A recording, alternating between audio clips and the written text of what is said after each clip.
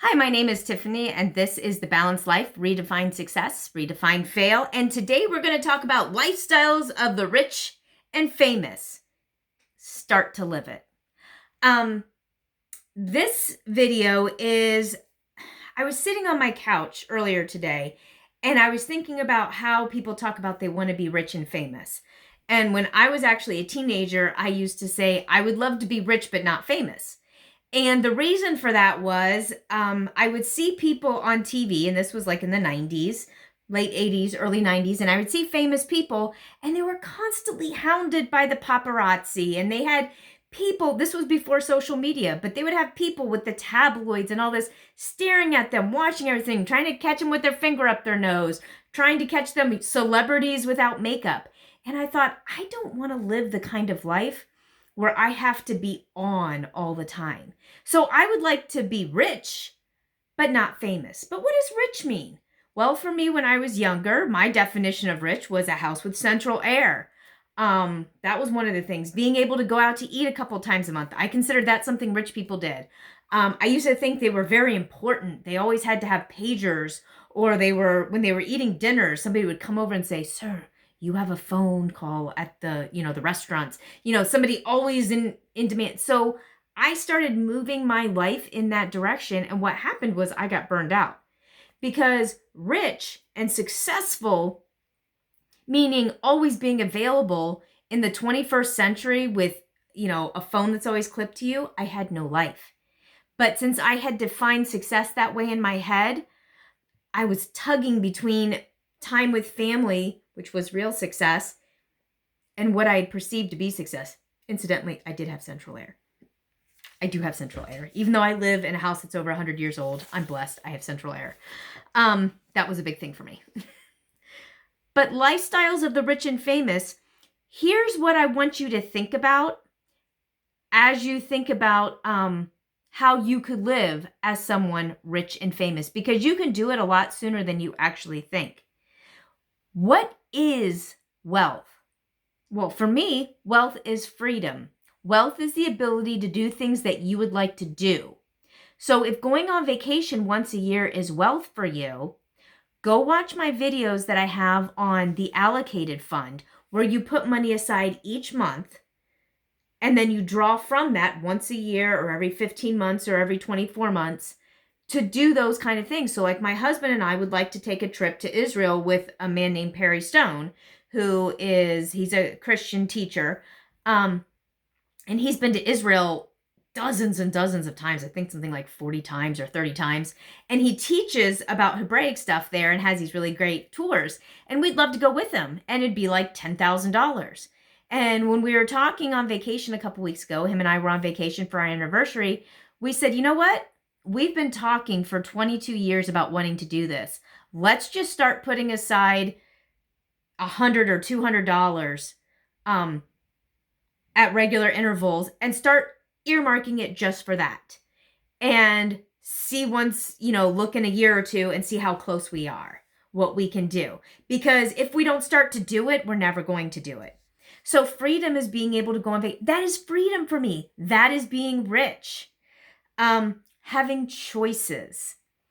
You having the choice of whether you want to cook dinner or go to a restaurant, whether you want to buy this thing or this thing. That's wealth. That's riches. At least the way I define it. Maybe you define it differently. And that is attainable. There was a time in my life where that was absolutely not attainable. I could not buy bananas. Not even one banana. I could not buy meat of any kind. I could barely buy a dozen eggs. And you've heard some of my story in previous videos. You can go back into the archives on my channel and see those. But having the ability to purchase the food I wanted to get, talk to people that were in difficult times, like in the former Soviet Union, when the Soviet Union fell in the late 80s, early 90s, when all of that was disintegrating. I mean, Rick Renner, who went to move to Riga, Latvia in, I think around 91 or 92, he said that there was a woman crying. She had not seen a bottle of aspirin in years. So for her, wealth and riches was having access to aspirin.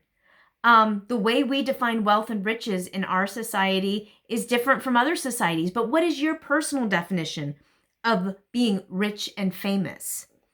Maybe being famous is about respect, influence, and admiration.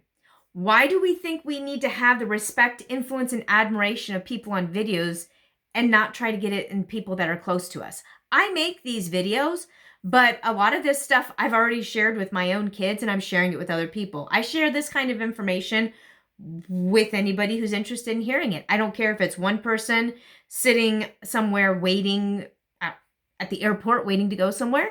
I don't care if it's on YouTube. I don't care if I'm standing in front of a room of dozens or hundreds of people like I would do at writing conferences. For me, it's having the respect of people seeing what I have as valuable, having somebody over whom I can use my influence in a positive way.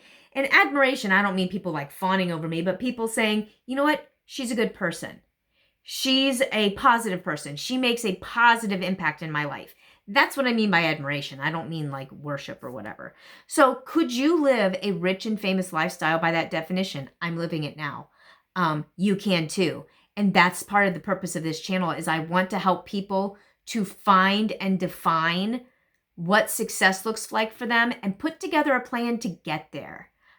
It's not going to happen by default, and it's not going to happen just because you live another day on this planet. If you don't start to put together a plan and execute it, you'll look back and go, wow, what happened? You'll find yourself in your 60s or early 70s going, is this all there is? And being alone. And I don't think anybody wants that for themselves. They don't want to have a life wasted. They don't want to look back over their time and see that there's something they could have done. All of us have had experience with a single day where that happens. Recently, I had something happen with the muscles in my jaw and my hinge, and I couldn't open my mouth very wide, and it made me feel miserable. And I was taking Motrin to get rid of it, and ironically, Motrin bothers me a lot. And so I was pretty miserable, and I went through one day, and I told my husband, I said, I can't tell you what I did today. I don't even remember most of today. I just remember having pain. I remember being sleepy, and I think I ate lunch. And we don't want to look back over our whole entire life and have essentially that same feeling. We've seen it happen in one day. The only way to change it, like today, my jaw is actually still really hurting me. And I decided I don't care. I'm going to make a week of videos that I have outlined because this information I want to share with you. And it's important. And this is a priority. So I am muscling through. And this is the last video I'm making today because my jaw is really hurting. But if you're thinking rich and famous, what does that really mean? And also, why do you want to have that? Is it to help other people or to build your own kingdom? So think about some of those things. And I would really love it if you would share in the comments below. Please like, subscribe, and share these videos. If you have groups where people talk about success things, please share this video with that group. Get feedback. And I've got some more videos coming up, but I'm going to rest my jaw now, and I'll be doing those videos tomorrow. I will see you in the next video. Bye.